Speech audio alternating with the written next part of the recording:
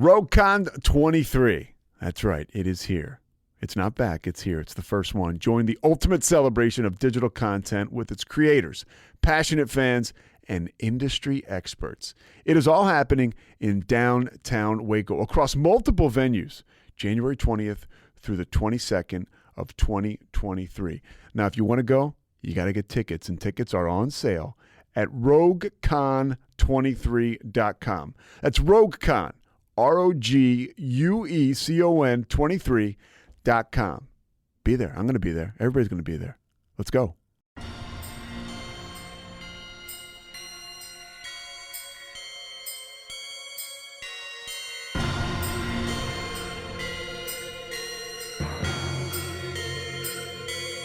BooBaes.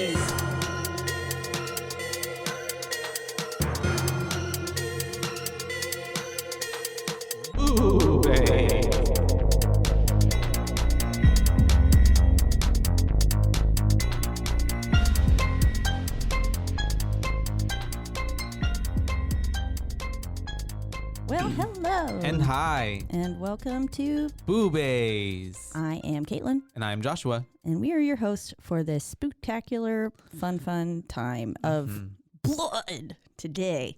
This motherfucker is gory. Yeah. Mm-hmm. It's pretty up in your face with it. Yeah. Yeah. And the practical effects, pretty nice. Yeah, they're really pretty good. damn good. Especially with the Yes. Yeah. Uh-huh.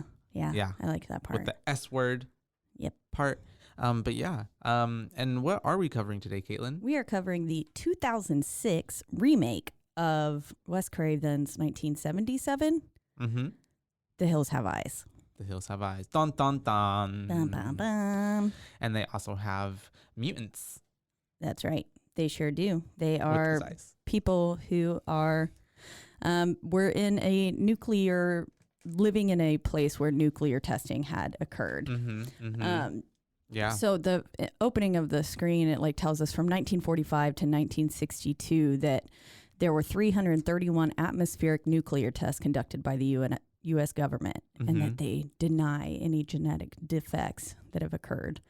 Yeah. Which is clearly Not the case. Yeah. But also when you like inform and tell a ton of people to like evacuate and they choose to stay, I mean, what really then is like, yeah, that's you know, really on them.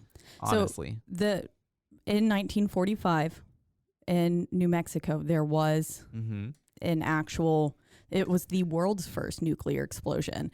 And it occurred on July 16th, 1945, when a plutonium implosion device was tested at the site located 210 miles south of Los Alamos, New Mexico, on the plains of the Alamogordo bombing range, known as the Jordana del Muerto. So many names. There are. Yeah. Basically, the code name for this test was the Trinity test, though. Okay. And so it was an actual bombing that occurred there. Now, all the mannequins at the end is an actual thing that happened in Atomic City, Nevada. And so I had earlier in it, I was like, making all these notes about, because I'd seen this before. We talked about how we saw it in basically 2006 when it came out, and we haven't seen it since. A long ass time ago. Yeah. I remember seeing it and remember being like, but yeah, me too. Yeah. I was terrified. But I didn't remember anything about the rest of the film. I think I watched it at a cousin's house maybe. Yeah. And was one of those things where like they were watching in a different room and I was going in and out because I was like, oh, this is too scary. Yeah. But then it's I'm really like, let me go back. Gory. Oh, this is too scary again. Yeah. And then would leave. Yeah. But so it was something that it was Operation Doorstep, and it was basically where I don't know why this is a weird like piece of knowledge that I know. I was like, how did you like from the stem from watching that and later on you just like looked it up or it just came to you? No, this is like I was making notes about it before I saw the dummies. I was talking about Atomic City, Nevada, like in my notes, and then they brought that up. Gotcha. And with the mannequins at the end and stuff. So, because the Don't Worry, Darling, is that the one with Harry Styles that's in Florence? Don't worry. That's going to be coming out, directed by Olivia Wilde. Oh, yeah. That one. I don't know the name of the title, but I think know what it's you're talking Don't about. Worry, Darling.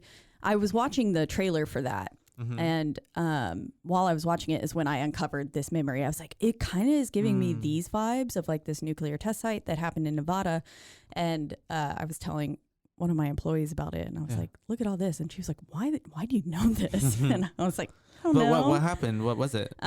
So basically they put all of these like the mannequins and houses and stuff, and like just cars were positioned everywhere with like people in it to see what could withstand the actual atomic blast. Gotcha. And so basically they just had all these like people stationed and stuff, like people in the basement, like mannequins though, not real people. Yeah, they're mannequins. Yeah. And you can see like where they're like in a bomb shelter type setting.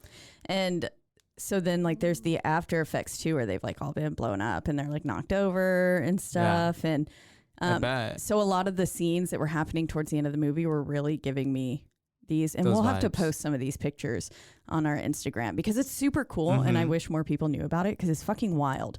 So basically, and they used it. It's so weird. This was occurring in like the 50s to 60s and stuff. On January 27, 1951, nuclear testing at the NTS officially began with the detonation of Shot Able, a 1 kiloton bomb as a part of Operation Ranger. No clue what that means. Yeah. But basically in reality, like they were doing large scale atmospheric tests, and they lasted for nearly 12 years. Yeah. They were doing this. And they had all that to see like what could actually withstand it and how like close people could be to a bomb. And then they basically used it as like tourism. And so like the mushroom clouds from the atmospheric test could be seen up to 100 miles away. And this led to increased tourism for Las Vegas. And throughout the 50s and early 60s, the city capitalized on this interest. And so that's crazy. They're like, come see, and some casinos hosted dawn parties and created atomic-themed cocktails, encouraging visitors to view the test. Yeah. And basically, they'd just be that like, is wild. Come see our mushroom clouds. Like it's just so weird. That is so crazy, cool, but crazy. Because but especially what we know about now, nuclear. But because like nuclear fission was like just like they were still getting it all together back then. They're just like, yeah, we're just blowing things up. Like little do they know, like you're like creating nuclear. That is a huge crater. Yeah, and it looks just like the ones from the movie. In the movie. Yeah, they're creating like all this nuclear fallout. That's like literally mutating people if they get too close. So, and also just it kills you. You get cancer and all that stuff. Yeah, if giving you, like, people get any a lot exposure. of way too things much they exposure. wouldn't be getting normally. Sorry, I know I have like a bunch of weird facts about this film. Well, just because of things that I like that were triggered in my memory throughout. So I'll drop a few, but there is one that is this was just on IMDb trivia, but it says at around 3 minutes, the photos of mutations that play during the opening credits, which this opening credit scene is phenomenal. Yeah. I really like it. It's like what inspired American Horror Story. Yes. Yeah, exactly. And, but they're not birth defects from atomic mutation, but birth defects caused by the Agent Orange in Vietnam. And so that was kind of cool. Yeah. But also like so sad. Yeah. Agent Orange is like something that even it gets passed down through your generations. Once it's in your bloodstream, it's in your bloodstream. So then like it can affect, which is so wild, generations to come. Like even if it skips a few, it could affect like your great grand son or something. Yeah. Which is so strange. Yeah. My dad was in Vietnam. So he thankfully didn't get in contact with that, but he has a lot of friends that like died and like their kids are fucked up because of like getting exposed to it. So wild. I want to research more about Agent Orange now. I don't know too much Chemical about warfare. it. Yeah. Yeah. That's all I really know. But yeah, so we're in the New Mexico desert where it did say 1945. That is factual. We start with that little black screen. It gives us information. It's setting up like what we need to know about the film. Then we get that beautiful, like really cool, stylistic opening credits type of scene where we're getting like images of nuclear tests. Then we get cut in scenes of like, people, children with deformities or defects caused by the chemicals and the radiation exposure.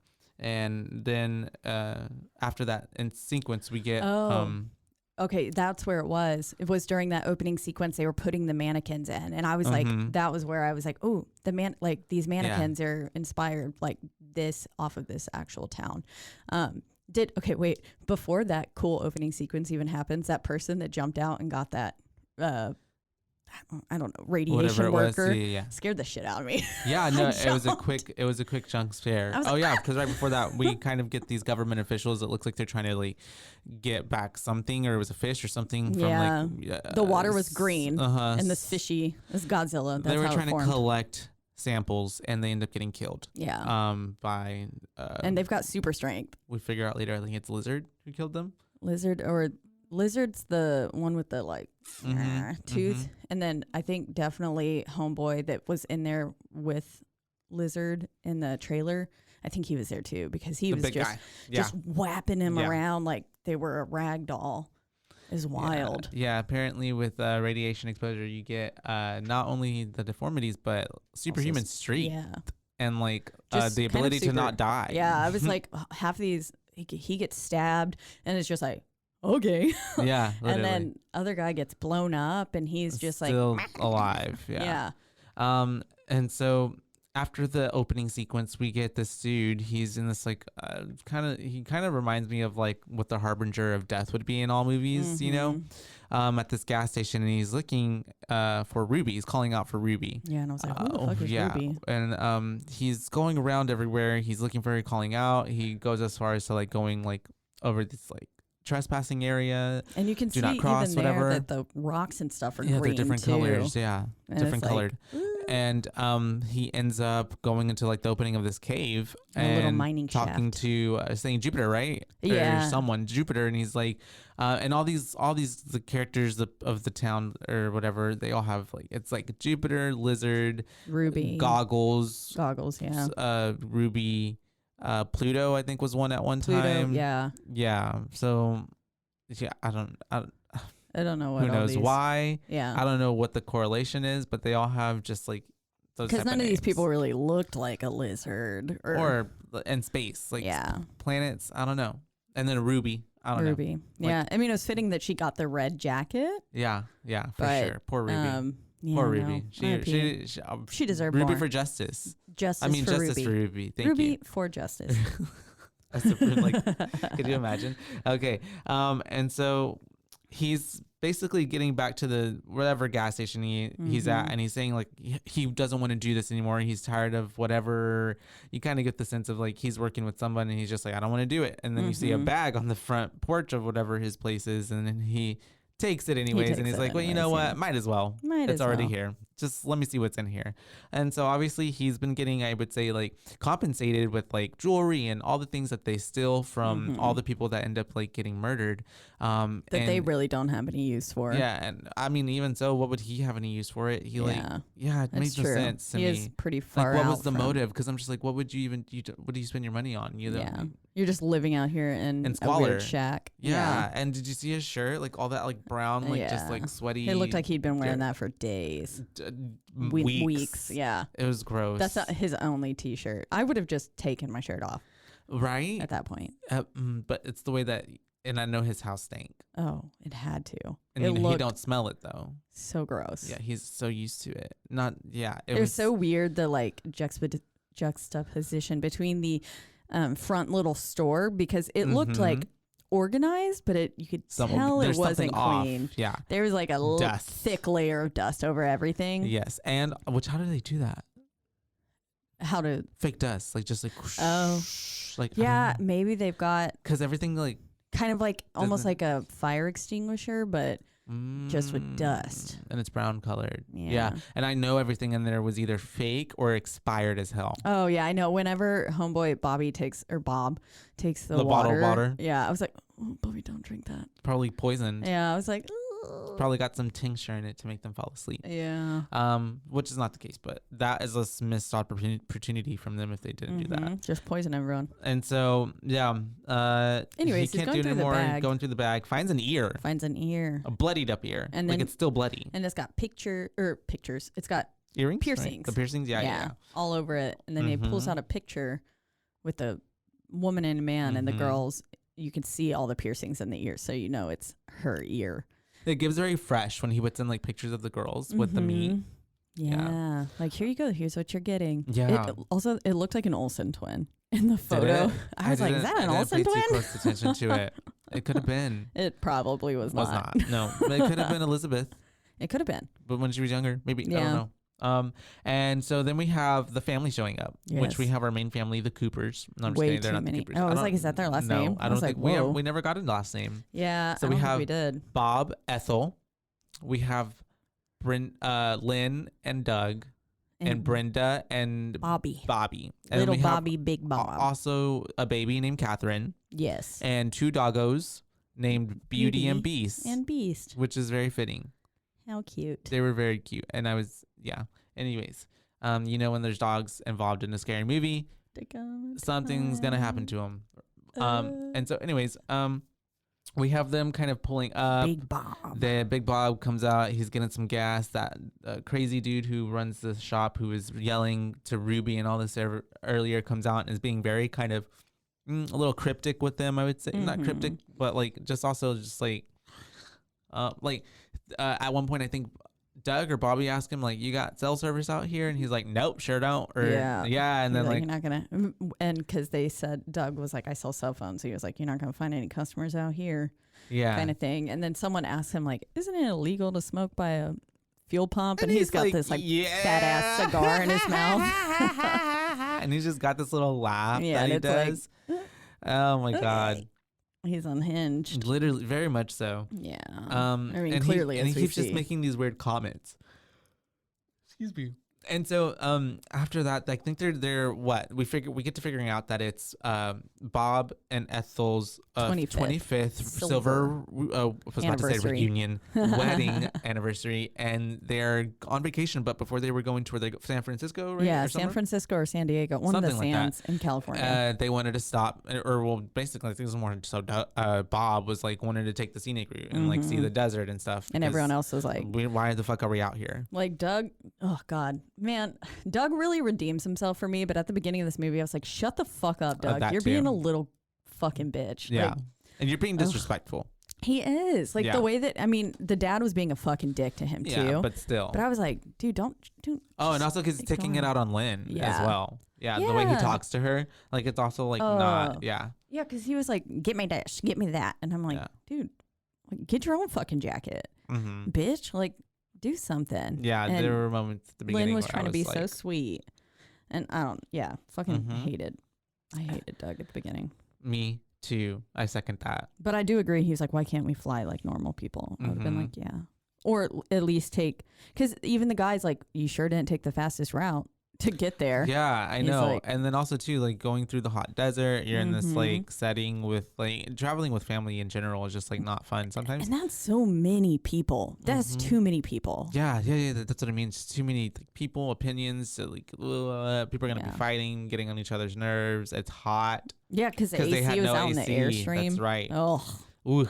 And so, anyways, we have them all doing their thing. We're getting this like movie kind of set up, and someone, we don't see who it is, comes and like steals the jacket, right? We just see out of the back of the truck. Yeah, which is a red jacket. Because the windows were rolled down. Which is, I'm assuming, Ruby. Yes. We just see her little feet, which we do see later. She's her little socks. Very little. Yeah, I feel like she was really like that tall. Yeah, she wasn't very tall. And so, they get to talking, right? Or they're getting ready. They're leaving, and they're all like getting ready to go. We have half of them getting in the RV and half of them getting into the front of the truck. And Bobby was peeing and she looked through That's right, Ruby. Yeah, I feel like Ruby liked him. That's why she took his she thought it was cute. Yeah, because she was about their age. Yeah, and poor Ruby. Poor Ruby, she deserved more. She did. And so I forgot about that. Yeah, he had to pee. It's the way he almost peed in front of his sister, and she was like, "There's literally an outhouse right there." But like, I wouldn't have gone in that house. I would have like pissed behind it. Maybe there was like 18 fly traps in there covered. And like animal pieces. Yeah. I was like, there were definitely carcasses in the odor alone, I know, just was fucking horrible. It had to have been. Like, I would desert heat and bloody carcasses. I'm going to throw up. And so, they get to go in. And before they get going, what's it? I think it's Beauty. Yeah, Beauty gets out of the car or the RV, wherever they had her in. And she ends up Running going into into the the cafe store or Mhm. whatever it is, and the corner store, and that's whenever Lynn goes to go looking for her, and she gets Mhm. zip into the place. That's when we were talking about, we see all this like product on shelves, but it's like not, it's all dusty. It definitely It is looks whack. untouched. It looks like a fake storefront. Yeah. And she goes through the back through this beaded curtain, which I love beaded curtains. And she sees the bag that we saw from the beginning. Yeah. And it's the way that she's about to go through it, but then homeboy like pops in and is like, "Can I help you? What you doing in here?" And she's like, "Sorry, the dog got riled up. She won't calm down now," or whatever. Which I also would thought the way she explained it was weird. I was like, "Well, it's just, oh, my dog got out and ran in here. I'm getting it. I'll leave." Like, yeah. But anyways, they get back to the vehicle. They're about to head out, and that's whenever the dude, I guess because he's suspecting now, well, she might think something's up. My cover's blown or something. I don't know. Yeah, she definitely, because he noticed that she had, like, I think she had already walked away from the bag, but he noticed the bag had been like disturbed, and so he but was she really like, just like, but yeah, still. she really only just opened it, and that was it. But yeah, I mean, she has no clue whether or not that stuff is his. Yeah, and she didn't make any mention to it anyone anyways, so she wasn't that worried about it. But and so that's whenever he comes up to Bob and he's like, "You know what? There is a shortcut. If you just travel up a couple miles and make a left. 2 miles left, big dirt road with a fence. You can't miss it. It's probably a fence saying like U.S. government, Danger, keep out. do not yeah. Radiation zone. And Bob says thank you. And they go on that way, and he decides to take the shortcut. If the moment someone told me this road's not on a map, No, not happening. Absolutely the fuck not. If it's not on a map, then it doesn't deserve to be driven on. No. Yeah. Yeah. It's not supposed to. Yeah, exactly. It's uncharted territory. Especially like all of that, and he's supposed to be a fucking ex-detective, and I was like, none of this is ringing gave any bells. you any red flags. Especially when he's like in his death scene too, whenever he like freaks the fuck out. I'm like, yo, shouldn't you have at least a little bit more chill, considering that you were an ex-police officer, ex-detective? All of it. And even when he goes in and he's like yelling, and he's like later on when he's talking and he's just like I'm like, obviously, bro, nobody's replying to you. Go into stealth mode. Yeah. Like you're just like, if something is amiss. Yeah. Like, no. I don't know. He didn't really give. I mean, but then there were some points. There are so many points too in this movie with a lot of the characters though that where I'm just like, why? Yeah. Why? They're like, you deserve to die. There's literally at one point where I wrote, I hope Doug dies soon. Of course he doesn't fucking die. No. Well, not that we know but of. you know, he has a little turning point, I guess. He does. I don't even know. It's just more so that I respect him for like holding his own and like really I seriously kicking some didn't ass. expect him to. I expected him to like just fold, die, especially roll in that over one scene. and be murdered. And so we have them. That we also get a little. We just get some exposition. They're all talking. It's like family time as they're like getting there. Mom used to be a hippie. She was a Dad little hottie. thinks she was hot. Yeah. Kids are grossed out, obviously. And then we have. Oh yes, that's whenever these like spikes get little like fancy tire spikes. Get laid out like super like a whip, like a chain, just whoosh, and just gets laid out on the road, and the tires get fucked up, wrecked. That Bob loses control of the vehicle, obviously. Yeah, because he's got this just, like, fucking all giant the weight behind airstream him. behind him. Yeah. So you're already fishtailing probably a little bit. And it's just like all that propelled, like pushing them even more. And the way they hit that big old boulder, they hit a big ass boulder, end up like really wrecking the axle in the truck. It's all twisted, the frame's fucked up. Yeah. But the way they hit it, I'm like, surely like he would have been like dead on impact. It kind of went up a little bit, so maybe that's the only way that saved his life, because it went. The impact was a little more under. Yeah. I was like remarkably, I was shocked at his condition afterwards because he was remarkably fine, and I was like, "Are you superhuman?" No, I'm just kidding.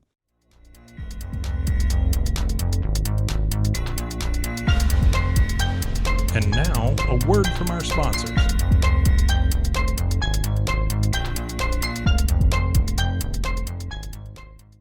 RogueCon 23. That's right. It is here.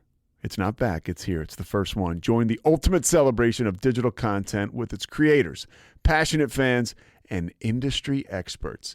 It is all happening in downtown Waco across multiple venues, January 20th through the 22nd of 2023. Now, if you want to go, you got to get tickets, and tickets are on sale at roguecon23.com. That's RogueCon, ROGUECON 23.com. Be there. I'm going to be there. Everybody's going to be there. Let's go.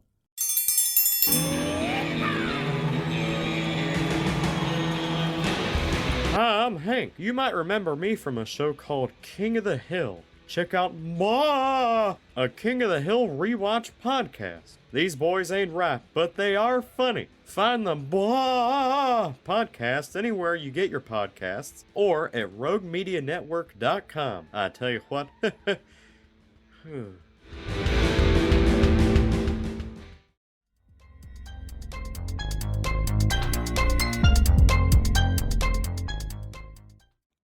And we're back. Yeah, so these bitches are super beings. Apparently, yeah. Yeah. I mean, he gets out, and the way that fucking Doug comes up, he's like, "So what's the damage?" And he was like, "The axle's all twisted. And he just kind of looks at it, and he's like, "It's totaled." And Doug goes, "Well, can we fix it?" And he was like, "Did you not just fucking hear me? Literally, the car is totaled. The axle, like the wheels are like." Yeah, there's no fixing it because he's like, that. Doug is like, "What can we do?" And I know Bob's thinking in his head, like, "What can you do?" Like, nothing. Pussy ass bitch. Yeah, That's what he's literally, thinking. because that's what Doug or Bob. It gives definitely the vibes that Bob does not respect Doug. Oh, and no. Doug doesn't he thinks respect he's Bob less of a man, and because he's a not, Democrat and he's afraid Yeah. of guns. Yeah, Yeah. I was like, LOL, which same. Yeah, honestly, But guns are evil. I don't. The It invention of didn't the do gun, much good for them. The invention in of the this. gun was the changing tide of like humanity. Mm-hmm. Like really was. The Winchester rifles. Mm-hmm. And so I did get the Winchester Mystery House out of it though, so that's pretty fucking cool. but did we need the rifles? No. No, probably not. And so we have them all kind of like, oh, well, what now? You know, there's no signal. They are in the middle of the complete fucking I like nowhere. the way he checked though, and I was like, Yeah. dude, and he's like, And- 97% coverage, and we're in the 3% that doesn't get it. And I'm like, I was like, why yeah. are you why are you trying to sell your phone like gig to your wife? Like, Exactly. calm down. And also, still to this day, it is hard to get self-service out there. I've made the drive from Texas to California multiple times now. And in that region of New Mexico, and I don't know if they were coming from Texas, but I imagine there's somewhere out there. There are parts of the like stretch of road in New Mexico and Arizona where you get no cell service. And That's crazy. I've been You know, do you think they almost do it on purpose because they don't want people living out there because they're holding secrets? probably, Mm-hmm. they got Roswell. Mm-hmm. Area 51. But yeah, there's like, I mean, with Sprint, I got like 0. I've made this drive with multiple self-services too, I actually. tested them all out. Yes. With Sprint, I had like 0 out there. And then with Verizon, I actually did have more. And thankfully, like on top of it's certain mountains in California too, I was able to get self-service while other people weren't, which was nice. So this is an ad for Verizon. There we go. I was like, is Verizon still a America's thing? Network. Yeah, Is that's it? who I have. Oh, okay. I don't even know anymore. It's Verizon, AT&T. AT&T. I thought Sprint was like absorbed into someone else at this point. I Probably. think it was absorbed with T-Mobile. Oh, maybe. Yeah, so maybe just Verizon. I don't know. Cricket. They're all monopolies I have Verizon. in their own right. Yeah, they are. And so we have them basically just like, there's not really much to do. We have Men are being immature as fuck. They're just like, we have Brenda's just like, well, I don't give a fuck. I'm just gonna pull out a chair and start sun tanning. took no time. Literally, She was just like, bleep. I'm gonna use the sun. And that's whenever we have them kind of coming back. And the way Bob- Doug looks at her too. Oh yeah, I was I was noticing like, that what a too. fucking creep. Creep. Checking out the younger sister. Yeah. And so they're the girls are chatting, I remember, and then I think that's whenever because Lynn and Brenda are chatting, and that's whenever Doug is like, "Can you get my sweater?" And she's like, "Yes, honey." Brenda does responds. it, Yeah. And then after that, because this is when we get an exposition of just like Brenda being like, "Next year I'm not coming on this family I'm going trip. to I'm going to Cancun." Cancun with my friends. Don't blame me, girl." And they end up deciding that Doug is gonna go like walk up the road a few miles just to see if there's anything or anybody he can get some help, and that Bob is gonna go back to the gas station where they saw the creepy old man to see if he can borrow his car And be like, and go "Yo." get a tow truck or get some help or something. Exactly. And Yeah. when Lynn is inside the trailer, she's in there and she sees a reflection. That's in the right. heels. But right before In she the can heels, like the hills. think of anything of it, Bobby like comes up and scares her on the side of Oh the yeah, RV. and he's like, "Can you get me a Twinkie?" Yeah. And so in this point, the birds were kind of like chittering too, because there were random birdies Oh in yeah, there, the that's little right. parrots. Not the birds. And at this point was when another fact was triggered in my brain, and I was like, "Aren't birds a good detection for radiation?" But it was canaries were used in mines, Oh really? yes, to detect carbon monoxide and other toxic gases. How would they do that? Hold on, I did look it up. I was like, I'm pretty sure. It took me a while to figure out which actual bird it was used, but a mining tradition dating back to 1911, the use of canaries in coal mines to detect carbon monoxide and other toxic gases before they hurt humans. So basically, I think they would send the birdies in, and they would go die, and so. And they would just see where they drop dead. Oh, this is the marker. Uh-huh. Yeah. Yeah, basically. Aw. And so then I thought they would be able to live, like, and then come back and be like, I'm pretty sure that's what happened. I don't know. Now the Smithsonian magazine's like fucking getting all these ads are popping up. But basically, so because they need such immense. Okay, here we go. Why was a canary hauled in suggested solution? Canaries, like other birds, are good early detectors of carbon monoxide because they're vulnerable to airborne poisons. Because they need such immense quantities of oxygen to enable them to fly and to fly to heights that would make people altitude sick. Their anatomy allows them to get a dose of oxygen when they inhale and another when they exhale by holding extra air in their air sacs. that's crazy. Yeah. And They relative, inhale when they exhale? yeah, basically. Relative to mice or other easily transportable animals, they could have been carried in by the miners. They get a double dose of air and any poisons the air might contain.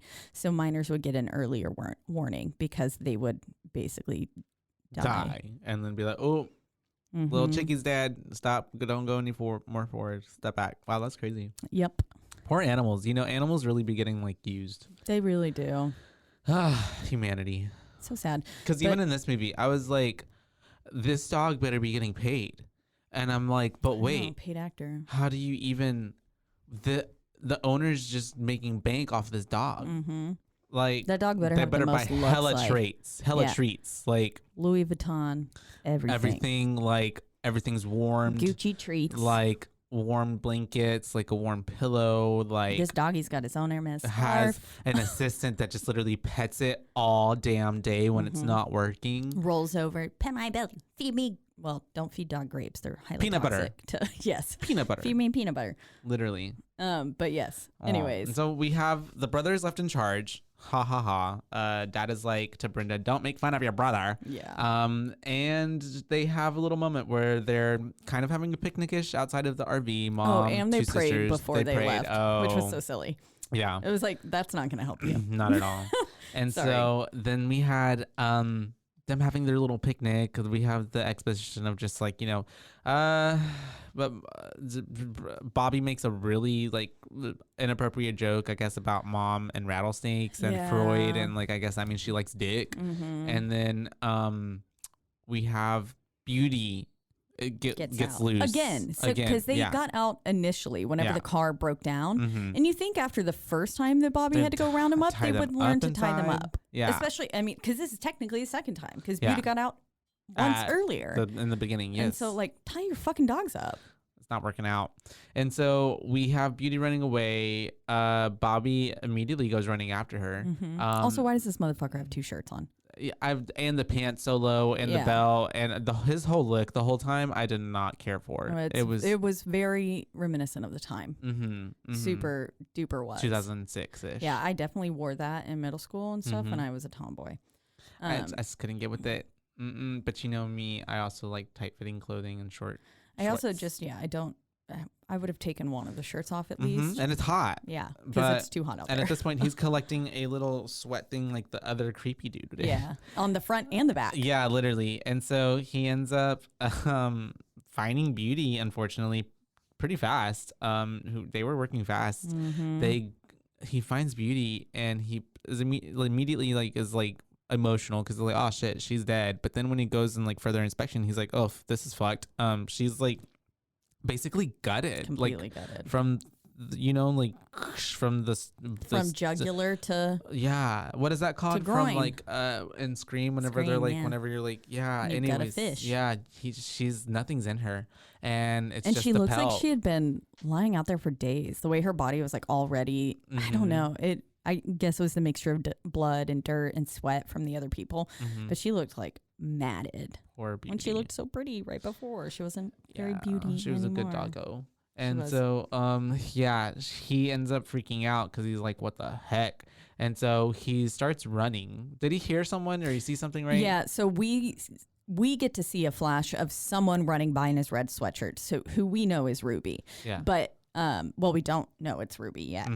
But that is what he saw that out of the corner of his eye. And that's what made him go running. And so he starts running and he ends up falling off like this little cliff thing and ends up knocking himself out, which already we're like, okay, Bobby's going to die probably. Yeah, I just put Bobby is fucked. Yeah, me too. He was. I was honestly surprised. And then we have Ruby coming up to him. She comes up as he's knocked out and she starts like, caressing him. Yeah. And then she notices there's blood on him, but it's not his blood. He's got blood dripping on him from I think a little bit of it was his blood. Oh, okay. The one that was like under his head. Oh, you're right. But then probably. Yes, more blood starts dripping on his But it's coming face. from above, and I was like, where's that coming from? Yeah. And it was from this Goggles, I believe was his name. And probably because he was the one that was always on lookout. On the goggles, yeah. Yeah. And so he's just making this weird face and like screams at her, and she's just obviously, you can tell already there's a setup that she's not like the other girls or the other guys. Yeah. She wants more to caring. She wants to be normal. Where the people are. Oh yeah, she's the Ariel, literally. She wants to be part of his world. Yeah. And she just wants a boyfriend. And so we have that happening. Is he eating one of the dog's legs? Yeah, and he's eating a dog's the dog's leg. I was like, I think it's the Beauty's dog's leg. Yeah, it's Beauty's leg. So sad. Yeah, he's eating her leg, That's and so he gross. just lets out like a little hoot. And then he just laughs. We get a different scene then where Doug is walking. He's singing this little ditty, and he ends up coming across all these craters, a nuclear explosion site. But there's like vehicles and like it looks like a little like car graveyard basically. It was giving me Texas Chainsaw Massacre. Yeah, House of Wax, like everywhere. The wrong there's turn. Abandoned cars, go away. Literally, because like they're there because. Hello. Now I'm thinking of the time that Nancy and I broke into that car yard to like take some photos, and I'm like, oh my god, the grass was like 4 feet high. I was like covered in chicker bites afterwards. Oh my god. And oh god, we could have been murdered. You could have. And so he obviously sees all this stuff. It's pretty weird. He, I guess, doesn't think much of it. We see blood on some of the cards, but anyways, he's just like, look at all this cool stuff I found. And literally, when he picked up the teddy bear, I was like, please don't give that shit to your daughter. You have no clue what is on that. Yeah. It's been sitting out here in the dust. No. Yes, why are you not more concerned about all of these empty vehicles? Doug's not thinking about it. He's just like, ooh, free stuff. Really. And so we get the gang who stayed behind at the RV, they're all going to bed. Bobby's like, oh, we're not going to wait up for Dad. And they're like, no, they're going to like be here in a little bit or whatever, right? Or something like that. Yeah, we flash to Bob. Getting into the store. And that's when he's at the store because it's nightfall. Grabs some water like we talked about. And then he goes into the room and reads all the news clippings on the wall. And so it's kind of giving us yet another more and more insight of what is happening in the movie, which I think is a pretty clever way to do it with those little news clippings. And you can kind of see some of the mutations that have happened. There's pictures. It gives you the info without having the need to like have another scene where someone's talking about it or explaining it. Which at the end, when they said yet another one with that guy, I was like, okay, we get it. Literally. Yeah, same. But he goes, weird son of a bitch. And I was like, sir, you just read your future. Like disappearances near the mines, disappearances in the desert, and blah, blah, blah. And I'm he's like, a fucking detective. And so at this point, nothing's giving him that much like pause, I guess. Not as much as it should anyways, I think. That was literally like one of those little boards with the red lines connecting things, red string. Like, sir, no, come on. Yeah. Have a little bit more brain power. And so he then at this point gets out of the place and he finds a car and he's trying to get the car started, but then he hears someone talking. And it's obviously the attendant, the gas station man, whatever you want to call him. And he's in the outhouse. You can see his little feet sticking out and he's just babbling. Yeah. And so nonsense. It does sound like he's drunk, and clearly he is. Yeah. And then the dad is like, okay, well, I'm going to go check this out. I was like, no, get the car started. And just get away from him. Get the car started. Yeah. You can come back and apologize later for stealing his car. For real. Yeah. And so anyways, he ends up getting out. He goes and he opens the door, obviously, and it's him babbling and he's like saying this is no place to raise kids. And then he's like, but I tried. And then we get this really cool, gruesome scene of I wonder who his kids were. I know, right? It was Ruby? I don't know. Maybe not. Or probably. Maybe that could have been his daughter. Because he honestly looked kind of normal. Yeah, he did. He just had some it looked like chemical burns and stuff on his neck. But other than that, and then the last guy who got blown up, Jupiter. He didn't seem to. No, he looked pretty normal-ish, or relative to normal. Yeah. And so, he ends up taking a shotgun to his head. Yep, and it's right there, full frontal. You see it. You see it. They don't like pan away or anything. It's like the practical effects is pretty. I mean, it's pretty fast, but like it was like. Okay, they did that. There was a lot of this movie where my face was like, ooh. Yeah, so he blows his head off and it's like completely blowed off. And you get this really cool scene of like the top frame and then it goes back to it and you just see like his body with the neck and then like everything just like, bloody stump. That's a good way to put it. And then you hear someone going, Daddy. Daddy. Daddy. Daddy. Daddy. And it's like, ooh, that was so fucking creepy. I was like, nah. Because the whispering kind of sounded like it was coming from multiple places, which I do think it was. There were multiple people there. Yeah. And just the way that it was like, Daddy. And I think it was Jupiter, I think, was the one, or was it Lizard? It might have been Lizard or Jupiter.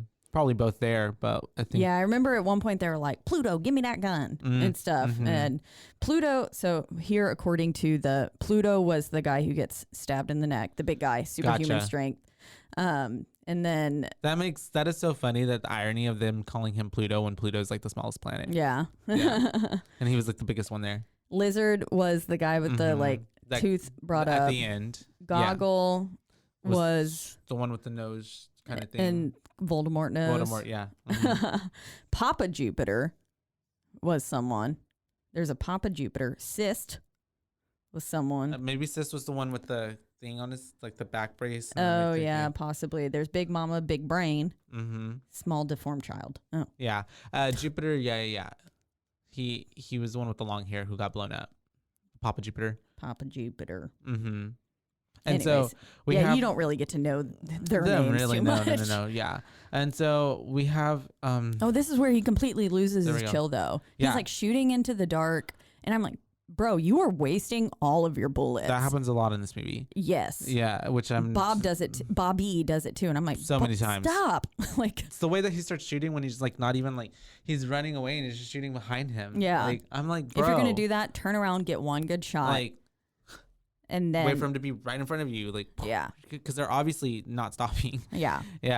And so we have dad's dead at this point. He gets pretty bloodied up. They're taking him into the mines. We get a shot of him being rolled in, and he like just like gives up. He just passes out basically. Yeah, I mean he's covered in blood, and that shot of him being covered in blood while he's being wheeled into the mines was pretty cool. I liked it. I was like, Yeah, that looks good. Mm-hmm.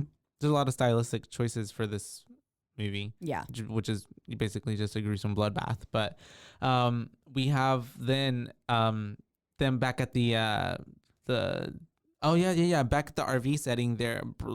Is it Lynn? Lynn goes out to go search for Bobby, and she ends up finding Bobby out there. Yeah. And then they have him back in the RV. They're cleaning him up. The mom is, and he isn't really giving them information of what happened out there. But you can tell he's freaked out, and they're like gonna go to bed, but he's like giving vibes of like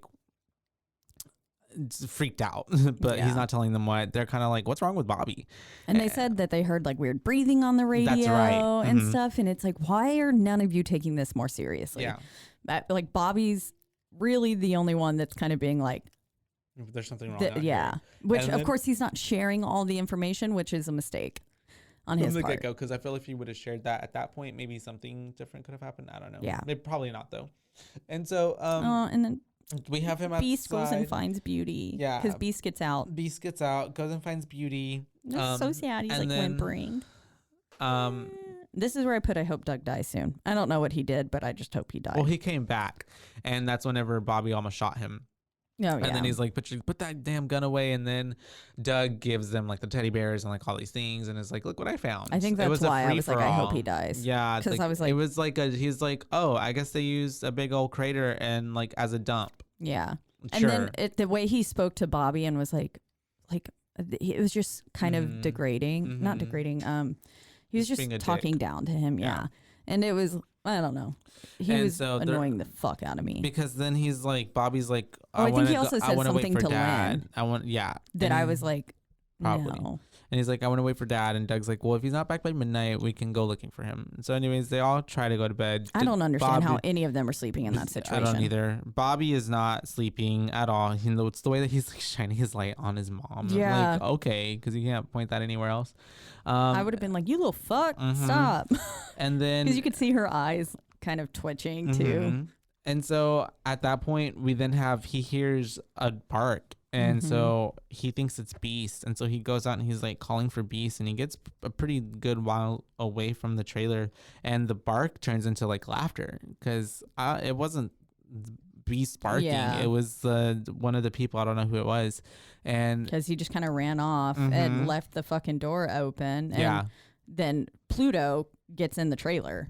And he gets back there and like gets to Brenda. Oh yeah, I don't. Yeah, and it's the way no one notices. Yeah, because then he sets off the little bomb thing. That's right, because he's like, no, it's the time, something like that. And it's they wrapped up poor Bob to like a cactus and set it on fire. It's like a crucifixion scene. He's burning and he's screaming. They're all like, what the fuck? Yeah, and it's the way that there's no partition or anything really. So they for some reason just did not see him back there at all. Yeah, and poor Brenda is like being held down with his mouth or her mouth being covered so they can't hear her screaming.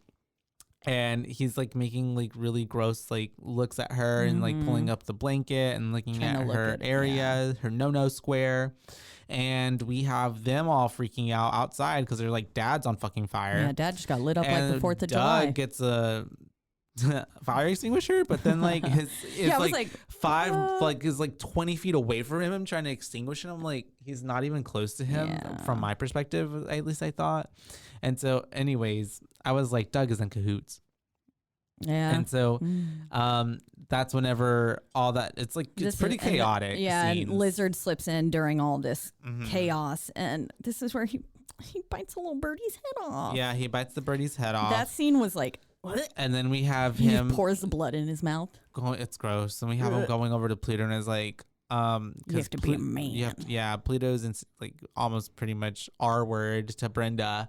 And then like, that's when he says that and he takes over and he starts like really messing with Brenda. And I think honestly, did it happen? I think it did. Yeah, I'm pretty sure it did. Yes, he sexually assaulted her, or at least like, I mean, you see him unbuckling his pants, you see her turned over, trigger warning. There's like some like motion and so and it's the way that she has her like hands on the blinds kind of thing. It's like so I'm pretty sure that happened.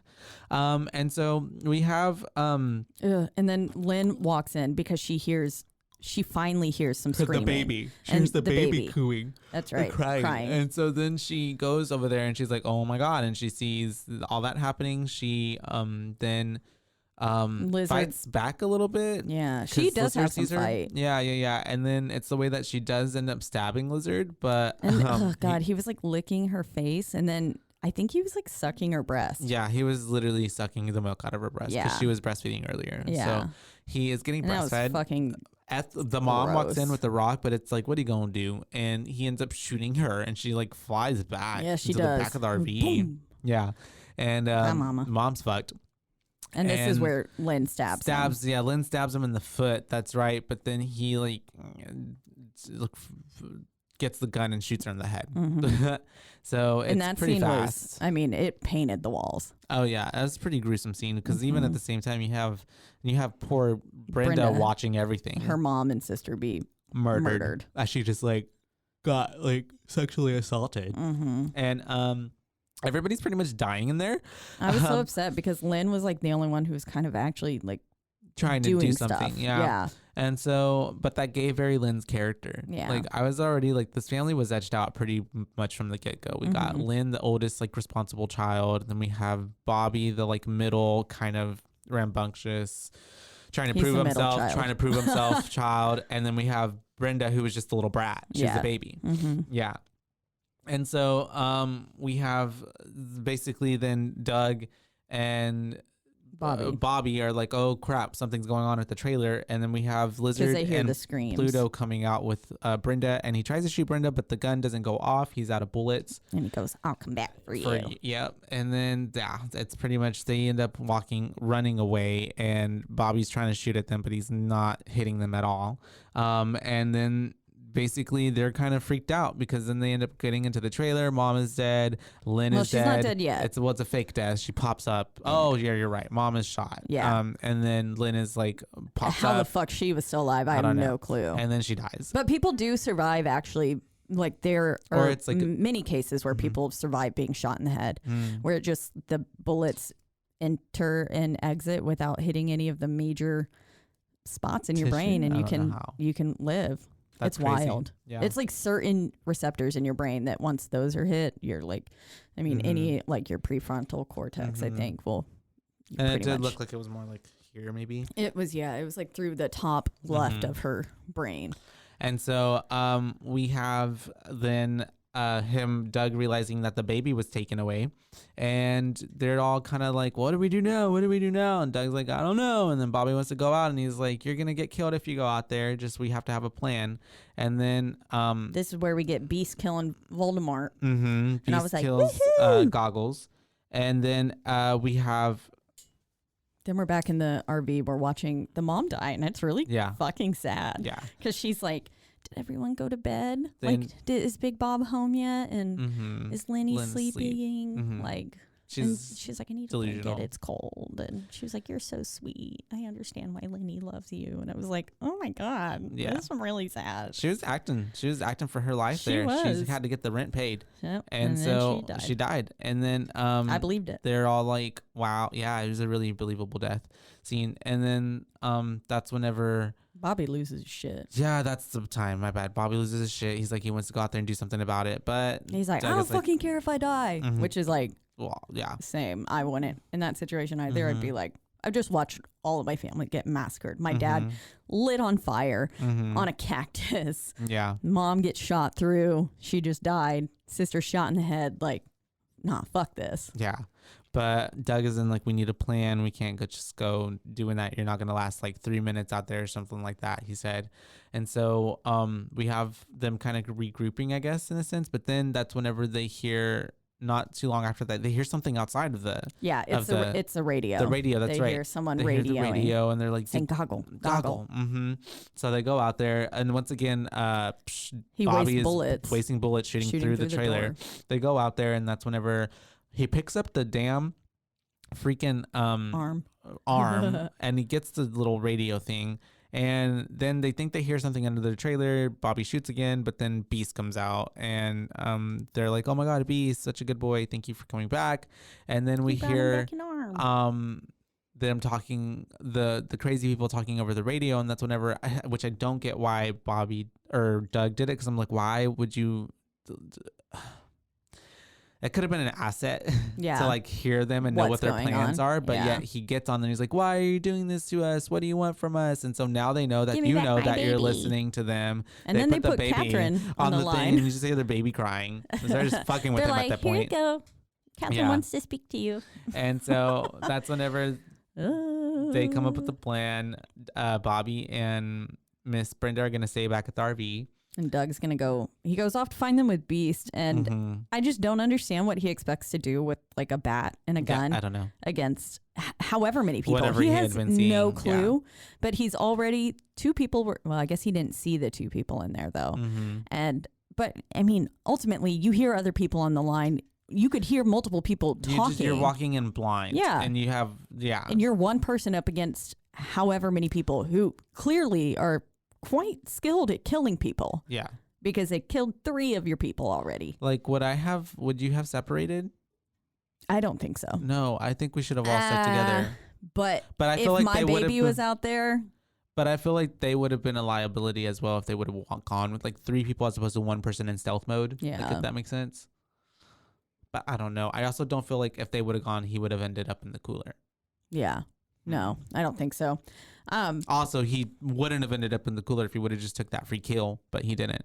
Yeah, fucking loser. But also, she was pretty, she was built strong. Yeah, she was. I mean, he didn't know if anyone else was in there. We already know someone else is outside wandering around. So he can't make noise and stuff. Yeah, if he goes and shoots her or something, it's going to draw attention to the house. He was hopefully just trying to get out unseen, unheard, but obviously that didn't happen. So yeah, he's going and he gets into the mines and stuff. I think we find some like old the blood graves. Trail. We see graves of all the people. Little roller skate and a photograph, like kind of as the marker. Yeah. And they like he's getting in there, and then it flashes back, and they're booby trapping the place around the trailer, which was cool. Bobby and Brenda. Yeah, and then I was wondering why. I was like, why is it called a booby trap? Because I was like, what the fuck? Oh, you Googled it? Yeah. And it's basically just, it gives rise to the idea that an individual with the misfortune to be caught in the trap does so because the individual is a booby. Like a little dumbfounded, like little dummy. Little dummy, basically. And I was you're like, a boob. That's funny. You're a boob. Why would they equate that with a woman's body part? And that seems to stem even deeper. Yeah, it does. And so we... like literally I'd be like, anyways, so we have him then coming out the other side of the cave hills thing, and it basically comes out to an entrance of a town. There's a little town, and he tried to radio back to them too, but they were out telling making them like, hey, like there's a whole town out here, whatever, Bobby, but they don't radio back to him. And so we have him then like going into the town. There's a few fake houses. It's kind of like set up where it was like the mannequin stuff and like a fake Atomic City, like you mentioned earlier. And he sees this one dude who's pulling a body, so he's like hide in a vehicle, and he leaves Beast in the vehicle, which I would not have left Beast in the vehicle. Yeah, I was like, why the fuck would you leave the dog? Because that's like your biggest asset. But anyways. And also, can we just talk about how creepy it is to be walking around with all those mannequins and like you don't know which one would be real. Which one's real? Yeah, out of the corner of your eye, like you think see everything's real. Someone, and you're like, oh fuck, and then you're like, oh, it's just a mannequin. But then like one of the times it's got to be real, and it's just it's scary. That's just got to put you on like heightened factor. red alert and. Just so creepy. And so he ends up finding a house that has like radiator outside or whatever. So he's like, okay, people are in here. So he goes into it and he ends up seeing the baby, Miss Catherine, but it's also kind of being watched by this big old what was her name? Big Mama or something like that? Yeah, I think it was Big Mama. She was brushing her wig. Which was this woman, but she's like really like big size. She's like, strong. She's like a strong lady. Yeah. Big Mama. And she got big bones. And so anyways, he ends up getting the baby and he's trying to sneak out without making any noise. But the floorboards are creeping when he makes it down the hallway into I also like, feel like she saw his reflection in the TV. Yeah.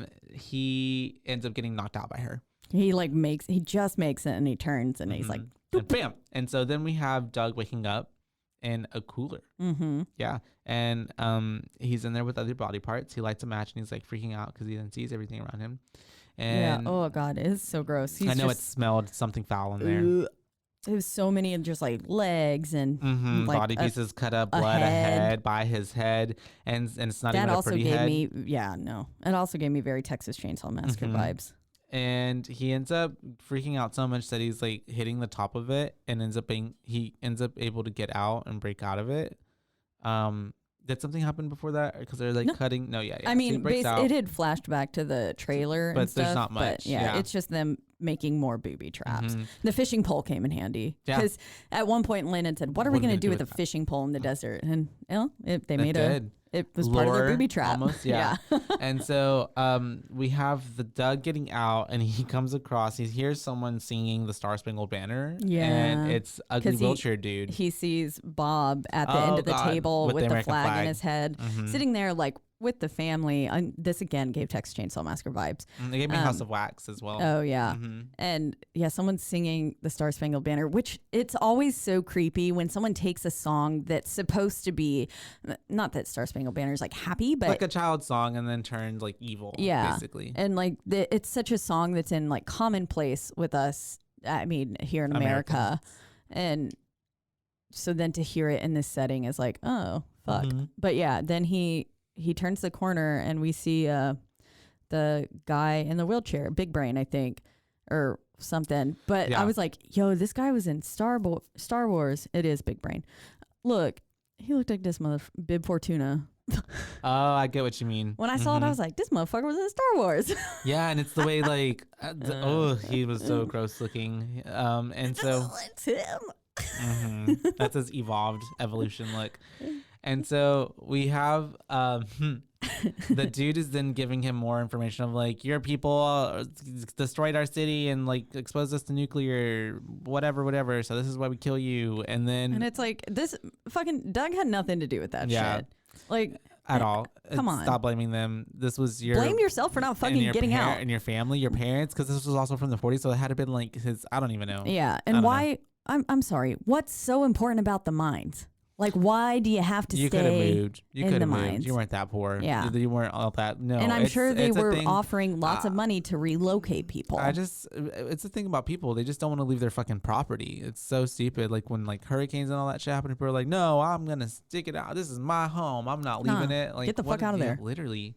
And so anyways, we have him doing all that, but then Pluto busts through the fucking whatever and starts attacking. Yeah, he starts laughing, and then he's like, "Why are you laughing?" And he goes, "It's breakfast time." And he starts attacking Doug, and then Doug is basically at this point just dodging and ducking and dipping and diving, trying to get away from the knife that's conniving. Ooh, I rhymed. And so he ends up going into like, Beast comes in and saves starts attacking Pluto, and Doug is able to get away and get into a restroom, and it's the way that he's kind of just chilling in there. He moves that ceramic like clawfoot tub. Them things are heavy. Yeah, they are. And so I was like, how the fuck did you just do that? But he did. He moved it and put it up against the door, but it's the way that Pluto doesn't need doors. I know. Okay, wait, hold on though. The use of the heartbeat there was so good. So there was no music. It was just boom, boom. Boom, it got so quiet. Boom, boom, boom. They've done that a lot of times in this movie too. Yeah, and it got faster and faster, and I was like, "Ooh, that was pretty good," because it makes you, with the quickening like heartbeat, it makes yours do the same. You mirror it, and you're like, "Oh fuck, something's about to happen," and then he just comes through the fucking wall, which I imagine I was like, okay, he's got that superhuman strength, but I'm like, this also was like houses that were like fake. They're not really built to be the most stable. And then there's no insulation. There's no like two thing. It was like one wall. Yeah, it looked like just one thing of sheetrock. Yeah, and he just busted through it. Yeah, he comes through it. He ends up attacking Doug. They have this little moment where they're fighting. There's like these partitions. I don't know, plastic things, ceramic things coming down from this little roof, and so, reminded me of IKWIDLS.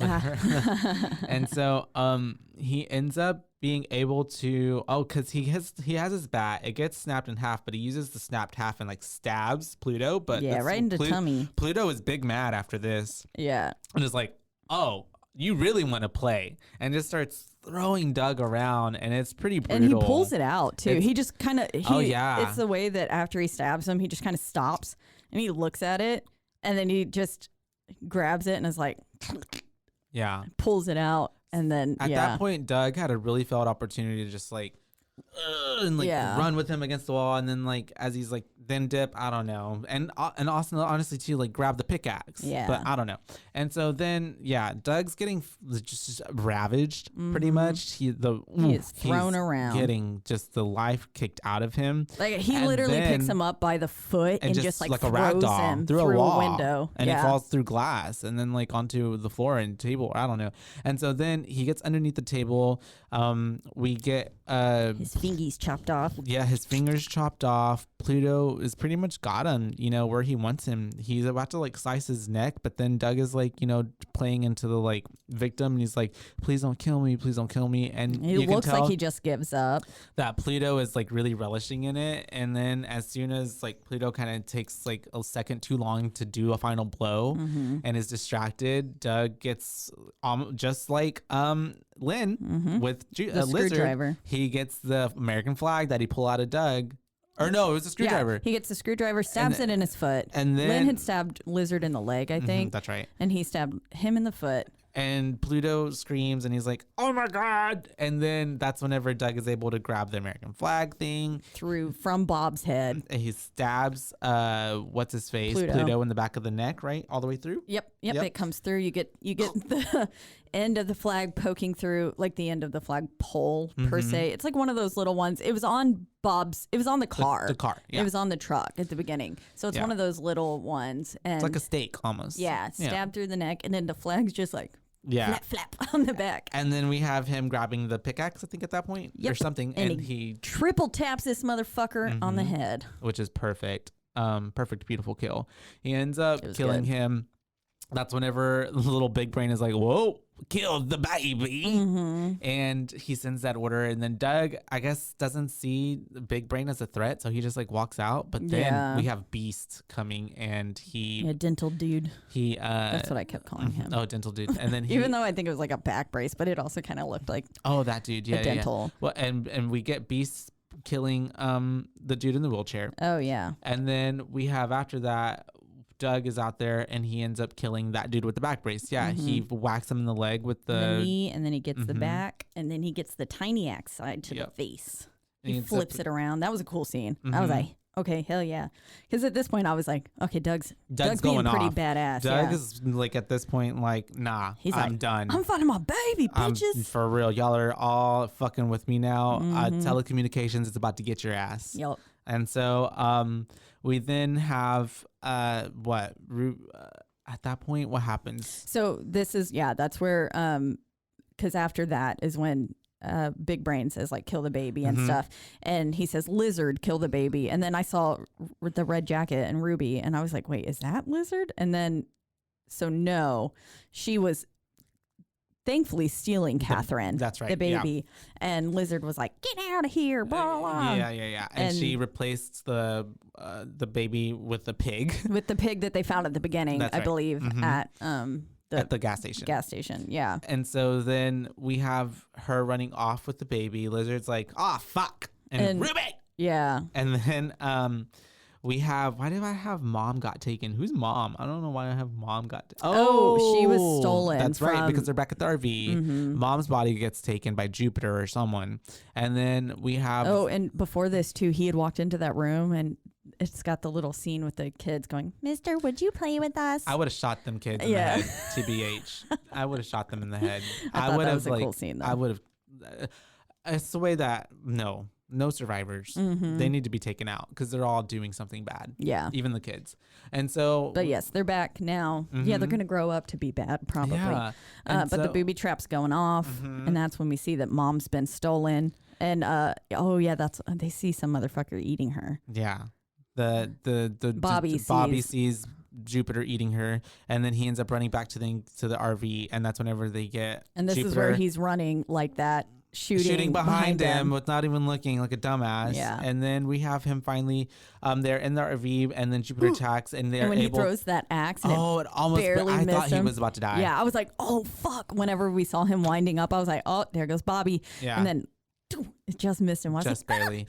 And then we have him. Jupiter ends up getting. They use bungee cord type of things and get him like tied onto the window. And Jupiter doesn't see them leaving out the side window on the other end or the back window, and they are able to get out. He thinks they're still in there, and so they've set some major booby traps, which is like these matches and like taped, and like anyways, he ends up opening the door, and it sets off a whole explosion. Yeah, because they had the propane tanks like opened, and so it was leaking gas in there, and then the way they had these matches like taped up, and then the whatever the strip is called, I don't know what it's called, the little but fire strip thing. That you scratch it on the door, and so whenever you slid the door open, it lit all the matches and then setting the explosion fire off. Which really you only needed one of those to work. Yeah And it was pretty flame. Cool, but then also like there goes your only source of cover, and literally, because the car's gonna blow up too, so it's like now you're exposed. Yeah. And so we have them kind of like, yay, we did that, and then they go back to the RV, right? And he's still alive. Yeah, I don't think they went back quite yet. Yeah, because Doug. We have Doug. We go back to Dougie chasing after Catherine and Ruby, and Ruby's like, whenever he gets to her, she's gonna give him the baby. Yeah, she's like, please take it, like, and then she's trying to be nice, and I'm so thankful that he didn't just like shoot her immediately, because I was really worried that he would. And you have Lizard jumping from up top and ambushing him. Lizard fucking jumps on him. They're fighting. He is kind of fucking up Doug a little bit. Well, because that's a fucking cool weapon. Like high key, those little road spikes, those tire spikes again. It's like a little spine. Very much so. And it's a whip. Yeah, it's pretty cool. Cutting them up. And so they end up getting into a fight. And just as we think that Doug is out for the count and Lizard starts chasing Ruby and Catherine again. I'm kind of sad that he got taken out. We have him getting back up. He goes and Did his wedding ring give him strength there? I have no idea. It looked like it, because just through his bandaged hand of his fingers like being chopped off, you can see the wedding ring, and he's like looking at it because it pans in on his hand, and I was like, oh, I didn't think about it that way, but yeah. I think that is what gave him strength. Oh yeah, he was just like, but still, he's like, I'm gonna do this for my wife, and got to save the baby. Yeah. And he ends up getting up. He ends up being able to shoot Lizard. And Lizard's down. He doesn't triple tap like he should. Yeah, but I was like, come on, you gotta shoot him again. They only shot him in like right here, the chest, and then like probably over here, but not in the head. And he had the perfect opportunity because he was lying face down. He walks up to his body, and it's like, dude, shoot him in the motherfucking head. But he just kind of kicks him with his foot, and it's like, yeah. And then he drops the fucking gun. Yeah. Right next to him. The moment that happened, I was like, oh, fucking come on. I was like, this bitch gonna get up. Yeah. And then he's sitting there holding Catherine to his bloody body. And the baby at first is like, ew. I don't touch you. And then we have I'd also be like, who the fuck are you? Is not dead. And he gets up, obviously, and he's about to shoot him and the baby. But that's when we have Ruby, like, really, her character arc comes full circle, and she just jumps in the way and takes him down, and they fall off the cliff. And she sacrifices herself.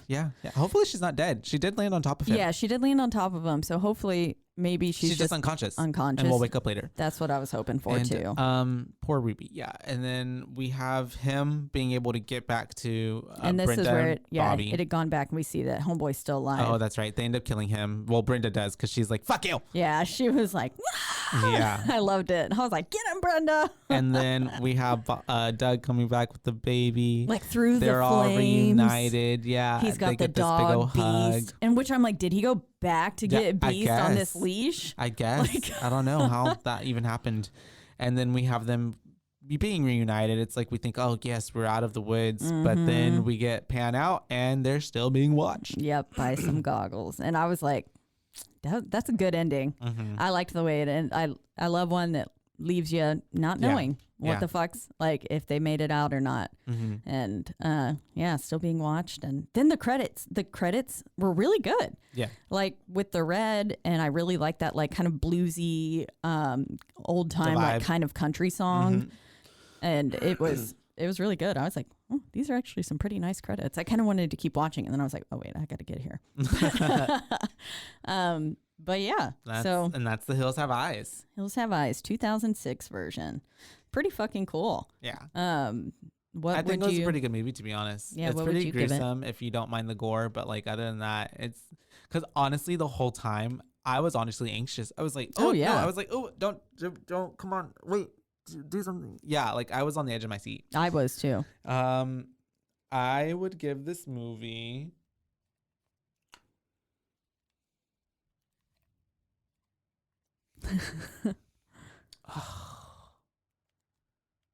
A 4.3. 4.3. 4.3. I was trying to figure out why I knew Vanessa, who played Lynn, so much. She's on something. She's in Hocus Pocus. She's on Lake Placid. Oh, she is on Hocus Pocus. She is the love interest. You're right. Yep. Yeah. She's in quite a few films. But yeah, she was in Hocus Pocus. That's definitely where I'm remembering her from. 4.3. Yeah. Why is that? 4.3. I really enjoyed people getting mutilated and eaten, right? No. I don't know. I thought it was a pretty decent story. I thought, other than like, and especially in like honor of like The Hills Have Eyes really, I guess you're exploiting people's like deformities and stuff like that and kind of stigmatizing that, but also like it's just kind of more in, like I don't see other things like that really, other than like it inspired everything that came after that is like it when we get like Wrong Turn and we get like all these other movies. So I just thought it's pretty decent concept. Like like that did happen, like radioactive, like nuclear fallout, and what would happen if people were exposed to this and then like turn into these people that then are just gonna kill people. Like that was a pretty cool story. That are cannibals. Yeah. I thought the deaths were pretty gnarly. The practical effects were like really cool, visually. Honestly, I got everybody's character from the get go. Yeah, the characters, like I got it. They did a good job of fleshing that out without even going Doug, hardcore into Lynn, the mom, even the mom, like just her jargon, and then like being so kind of more like I don't know what the word wholesome. I don't know. Yeah, and then conservative. Like, you got your Christian, nice Southern lady. And then like even with the inbred cannibals, there was a pretty good like. You had the big strong one. You had the one that kind of seemed more like brainy, and you had like he was kind of behind all of the operation. Yeah, the lizard guy, and then you had So it was pretty fleshed out, and we also got like that little. I liked and enjoyed Ruby's storyline of her like being not like them and helping them out and giving back Catherine, and like knowing or feeling like this is not okay. Right? Yeah, we shouldn't be doing this, hurting these people. Like because these people, I'm sure realized that. These people had nothing to do with what caused their situation. Yeah. So overall, I think for plot, for story, for effects, for acting, it was pretty good story acting. Writing. There's nothing in there that I was like, this is forced. Lyrics, even like writing. There was not too many scenes where I was like, oh, this is sounding cheesy. Or this is sounding corny. Like this is like, it was all pretty much like how I think people would probably realistically react in these agree. Moments. 1000%. So 4.3 for me. Good. Yeah. I think I'm probably right around there. I was like stuck between a 4 and like a 4.5 because I really did enjoy it. I thought it was super good. It was an hour and 47 minutes, so almost a 2-hour film. And it was. But it didn't feel like it. No, me. It didn't. It was very easy to get through. And I think because it feels like it's also in segments because it's like, first half, like first act, and then nightfall, second act into like the next day. Yeah. And then the third day when we get like the final third act, everything happens. Yeah. So I think that's why it felt like that to me, that it was nice and broken up. Yeah. It was paced well. Yeah, it was. And like you said, all the acting was pretty good. There was not really any part where I was like, nope, that's not believable. Cringe. Yeah, everyone. Even like the really Bobby and Brenda, like little like even at the end, whenever like at the moment after she's like they're doing something with the booby traps, and she's like, he's got worked up about something, and she's just like crying, and at that point he's just like, I'm sorry, and like hugs her, and it's just like because she was setting off the tire, like setting the tire on fire and stuff, and he was like, no one's gonna see this, no one's gonna come for help, like no one's gonna see that fucking tire burning, no one's gonna help us. And that's when he like that was when she starts crying, and then he starts crying too, because obviously they're both just scared. Traumatic experience, yeah. Yeah, and their whole relationship was very sibling-esque. Yeah. They're gonna pick on each other, but now this is not the time. They're the closest in age, like, so they're obviously very, because I feel like siblings that do have that kind of relationship are also very close. Like, you pick on the people that you love the most. as bad as that sounds. I get it. But yeah, so it was clear that they were very close, and they just enjoyed like heckling one another. And then so in that moment, like, it was good that they had each other. But yeah, all of it was super believable. I enjoyed it. The practical effects were pretty cool. Yeah, I'd say I'll give it 4.3 too. 4.3. 4.3 as well. Or we'll give it at a 4.3. Yeah. Yeah. Yeah. So 4.3 from your BooBaes for the 2006 remake of The Hills Have Eyes. Dum, dum, dum. Bum, bum, bum. But as always, we are in the lovely Rogue Media Network studio. They take great care of us. As and if you want to listen to our show or any of the other beautiful shows on Rogue Media Network, you can find them on roguemedianetwork.com, or also on your streaming platforms such as Spotify and Apple Podcast. And just any other podcast. Yeah, wherever you get your streaming podcasts. sites. Yeah. But wherever you do listen, please don't forget to rate, review, like, and subscribe. Because that is the only way we can ever get ahead in this world of podcasts. Yes, please, because there's so many out there, and there are so many great ones, but we think ours is really great too. That's and right. we would love to be up there with everyone else. And if you think it's great, leave a review, please. Sure. And we're excited, and we are so thankful for all of our new listeners, people who are just tuning in with us, and we are excited to keep sharing the spooks with you. Especially as we get closer to actual spooky season now. Spooky season, yes. Yay! I'm so excited. Me too. And then if you want to reach out and connect with us and talk to us about any of the films that you've watched or stuff, like, and kind of follow along. We have one listener who's his name's Jeff. Oh yeah. Sorry, I hope that's shout out to Jeff. Yeah, he's been super interactive with our stuff, and he's been like, liking our posts, going through messages, and like rewatching movies and like letting us know and stuff, which is really cool. I love that. And we would love more of y'all to do that. Yeah. So if you've watched some of the movies, and even if it was like episode 3, let us know what you thought about it. Or it's if you see fun. a horror movie that you see that we haven't even covered, but you really liked it, like, give us little, what is it called? Suggestions. Yeah. Like, we're always down. Also, Kesley had also messaged us about, Kesley, who was on for our Babadook episode. She had messaged us about a film that she had watched and gave us her review. Nice. And so she said, I just finished the Friday the 13th episode, and she said, loved it. She said, but I would definitely give this classic movie a 3. She said, I've only seen it once, and it was a few months ago, but I was genuinely shocked by the twist in the end of it being the mom, which I was like, girl, how did you not catch on after you watched all the Scream videos or Scream movies? But because they say it in that. Yeah. But she says, I went in thinking it was going to just be Jason. So she was like, I was kind of bored because I knew it was going to happen, but then it wasn't the him. twist. Yeah. And so she's like, I loved it. And then she That's said cute. we should do the trilogy movies, Fear Street. Because she said those are summer slashers. Have you seen them? I think I've seen. Actually, no, I don't think I have. I enjoyed that. I think I've seen them, and then I've not actually watched them. I enjoyed the trilogy. So. Yeah, it's pretty. It's R.O. Stein, Goosebumps. Oh, okay. Yeah, but okay. he wrote these. It's kind of like targeted towards a little bit of an older audience and like preteens. Yeah. But because there's like, actual deaths and stuff, but they were pretty good. The third one was my favorite one.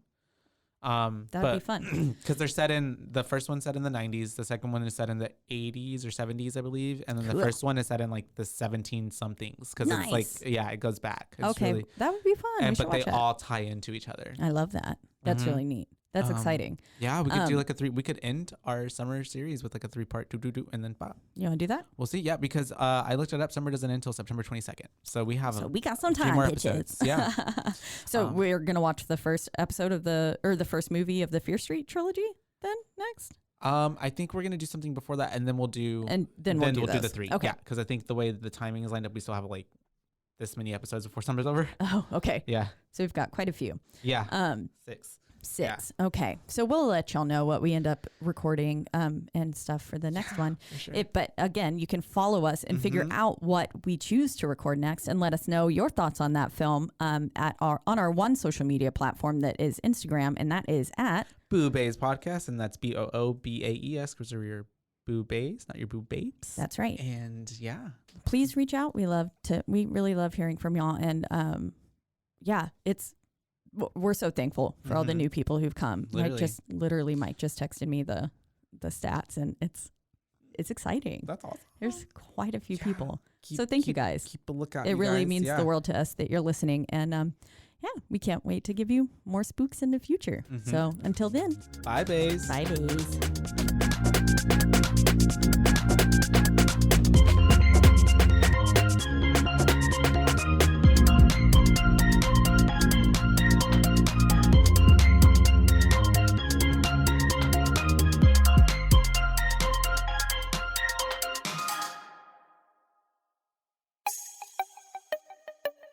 This has been a Rogue Media podcast.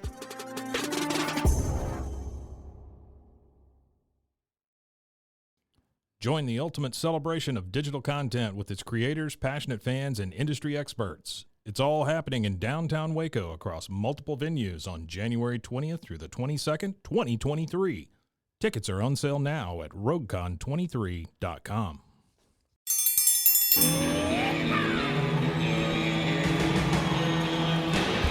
Hi, I'm Hank. You might remember me from a show called King of the Hill. Check out a King of the Hill rewatch podcast. These boys ain't rap, but they are funny. Find the podcast anywhere you get your podcasts or at roguemedianetwork.com. I tell you what.